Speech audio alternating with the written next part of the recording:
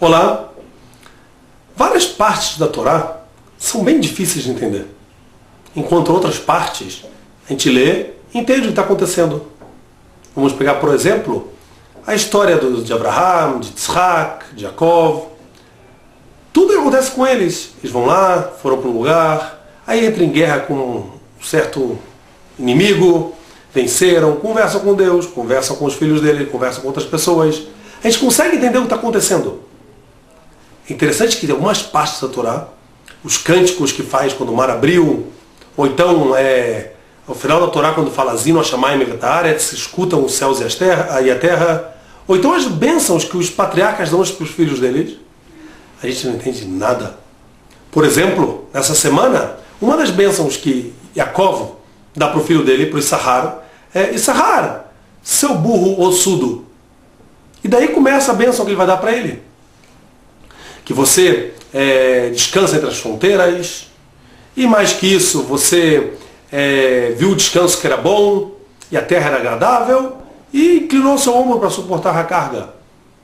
E ele foi um tributário, pagando um tributário escravo. Legal, Abraham, né? Não aprender tudo o que está falando, a gente entende tudo o que ele quis dizer para o filho dele? Não, a gente não entende nada. Então por que tem partes da Torá que parecem muito simples, e partes que parecem super complicadas? Não dá para entender o que a Torá quer. Bom, a gente sabe que a Torá foi entregue por Deus para Moisés, no Monte Sinai. Sim? Então, número um, a gente tem que ter uma certa postura quando estuda a Torá, sabendo que isso aqui é muito profundo. Quando você olha a superfície da Terra, você vê os oceanos e você vê a Terra. Se você vai fazer uma planta topográfica, bom, eu como engenheiro tive que fazer muito disso aqui, você vai estudar as curvas de níveis da Terra. Por exemplo, o Rio de Janeiro está no nível do mar e depois vai começando a ter, vai elevando, as montanhas vão tendo e vai abaixando. Se você quer fazer um mapa dessa situação, você desenha as curvas de alturas, que tem a mesma altura. Aonde tem 10 metros de altura, aonde tem 20 metros de altura, aonde tem 30 metros. E fica uma complicação entender esse terreno visto pela essa planta topográfica. Mas o mar é fácil. Tudo nível do mar, mesmo nível. Mas isso aqui só engana a gente. Na verdade, por exemplo, a Petrobras agora quer explorar o petróleo no pré-sal ou em qualquer outra bacia que está dentro do mar. O que ela tem que fazer? Ela tem que primeiro descobrir qual é a profundidade que você tem aqui no mar. Aí é mais difícil, porque está tapado. Então ele começa a ver, vai com navios, faz esse tipo de radar e consegue descobrir qual a profundidade em cada lugar do mar. A mesma coisa é a Torá, com as suas diferenças. As partes que a gente entende da Torá, muito fácil, a história do Abraham, a história de Yitzhak, as histórias que a Torá está contando, são as partes que estão encobertas. Aqui a gente não consegue perceber a profundidade que a Torá tem à primeira vista.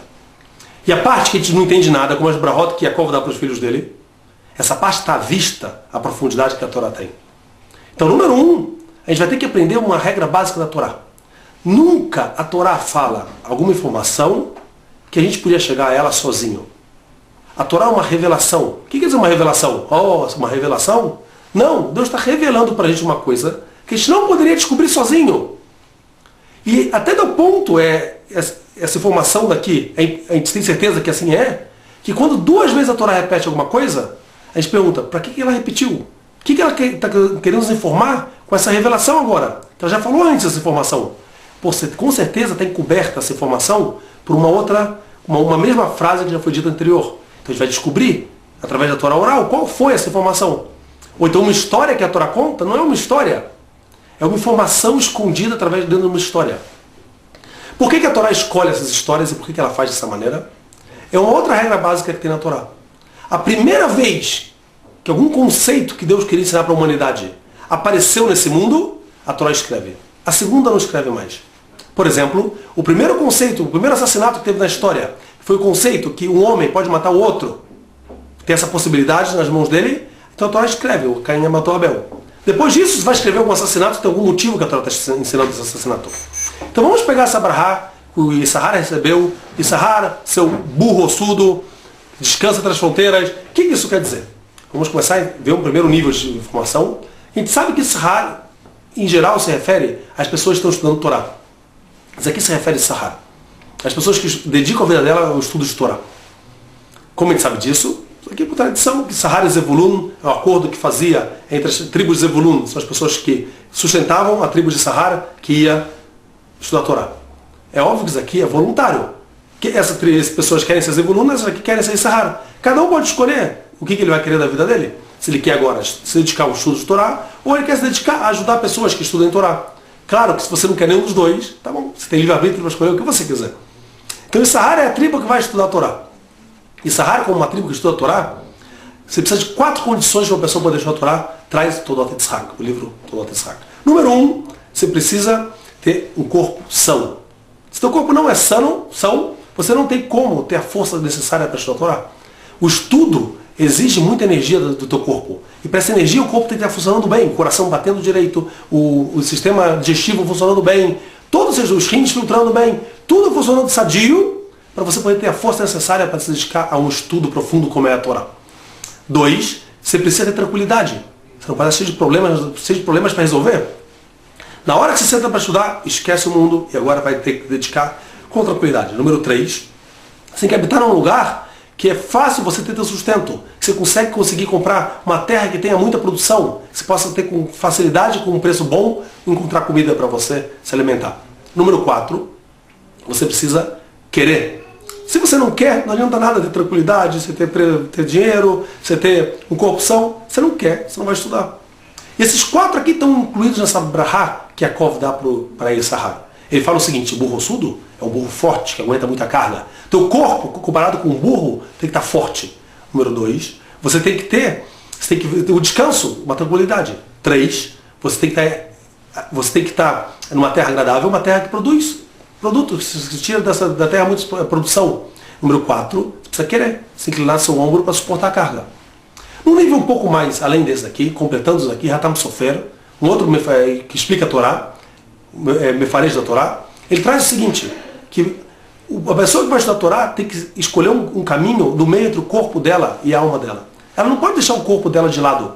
Ela tem que se dedicar também para o corpo dela estar bem. Isso aqui é o burro ossudo. E ela tem que habitar entre esses dois mundos, que é o físico e o espiritual. Isso aqui é a descansa entre as fronteiras.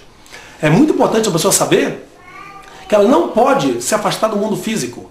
Toda a Torá foi entregue para você usar o mundo físico da maneira correta. A definição de espiritualidade segundo a Torá é o uso correto do mundo físico. Nunca o afastamento do mundo físico. Vem aqui o Arahaim, que vai querer fazer mais profundidade nisso aqui. Eu vou contar só um pouquinho. Ele traz uma explicação segundo a Kabbalah, que ele fala o seguinte, que quando viu o descanso que era bom, ele diz que nada nesse mundo pode ser tido o nome de bom. Nada nesse mundo é bom. Depende de como você usar. Tudo se vai ser bom ou não vai ser bom, depende de qual é a intenção do ser humano que vai fazer isso. Você cortar uma pessoa com uma faca pode ser bom ou pode ser ruim. Se você é um cirurgião, é bom. Se você é um assassino, é ruim. Tudo vai depender, todos os atos da intenção da pessoa e para que você está usando esse meio. Esse mundo é um meio. Portanto, o prazer de uma alimentação não é bom ou ruim. O prazer que você tem na alimentação é enquanto você está com fome. Enquanto você tem fome, o ato de se alimentar é muito prazeroso. Depois que você não tem mais fome, você quer tirar essa comida daqui. Você não quer mais olhar para a cara da comida. Portanto, bom nesse mundo não existe. Depende a hora, depende quando. Então, quando ele viu o descanso que era bom, ele está falando do objetivo final da humanidade. O objetivo final é o ser humano não precisar mais trabalhar duro, como ele trabalha hoje em dia, sem esforço, sem sofrimento. Esse mundo ideal, que vai ser o Olam Abá, é chamado mundo vindouro, aí é o mundo bom. E quando ele vê que esse mundo é o bom mundo ideal, esse mundo aqui tem que usar de uma maneira correta para a gente poder chegar a um estágio de desenvolvimento espiritual elevado, então ele está disposto a colocar o ombro dele para suportar. E você vai se tornar um tributário. O que quer dizer um tributário? Você vai ser uma pessoa que vai se dedicar, vai pagar pelo que você acredita. Esse pagamento é um grande prazer. Esse prazer, a gente está se aproximando cada vez mais de Deus. Muito obrigado para vocês e Shabbat Shalom.